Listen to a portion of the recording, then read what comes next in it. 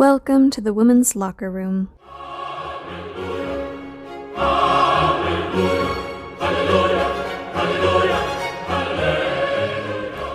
First, you want to go collect any items to be put into the lost and found and close any locker doors.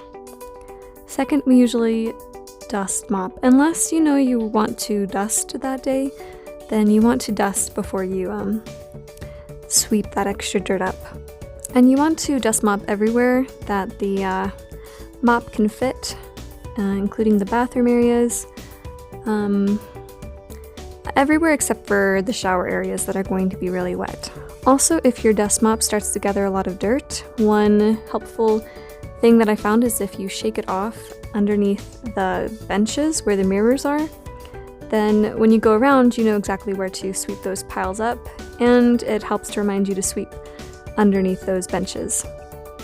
And don't forget to vacuum it off once you are done, and you can use this handy machine, which can be found in the other custodial office.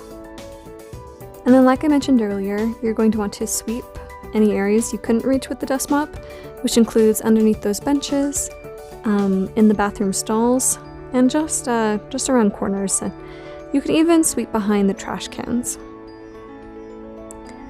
Third is mopping. You want to grab a mop and a bucket, fill it to about here with squeaky, and you'll want to mop everywhere that the rev can't fit, which includes bathrooms, under benches, around corners, basically everywhere that you sweep. But also the main concern for mopping is you want to mop under these benches, and if you have any extra time, you can also mop the edges right underneath the lockers, because the rev can't quite reach there either.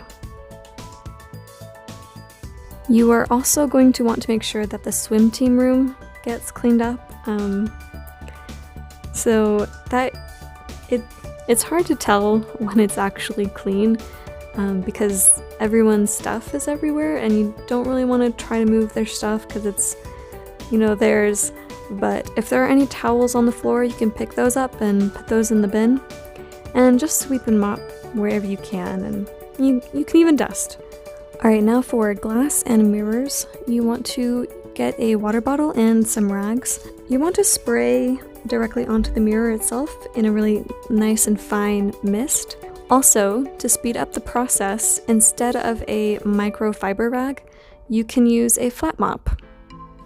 Just make sure it's clean and that you haven't used it for anything else, and you can get the mirror in just a few giant sweeps instead of trying to go at it with the rags. Alright, now for the countertops, just underneath those mirrors, we usually use NABC. And you can just spray that and leave it on for a minute so that it can have time to disinfect. And then you can just wipe it down. I like to color coordinate my rags so that I don't get confused. I will use the blue for the mirrors and pink for the NABC. Right, and trash. So you want to get trash from basically everywhere that there's trash in the locker room, which can be these tall trash cans in the bathrooms, these little trash cans that are just kind of scattered throughout the locker room, and these trash cans in the weightlifting room. And if you have any other time to do anything else, if you know you're going to have time to dust, then dust first thing before you dust mop so that there's not a bunch of dust.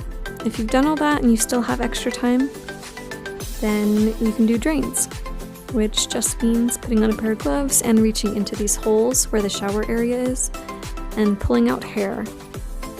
Or you can use this fancy yellow tool, which I personally find less gross and more effective.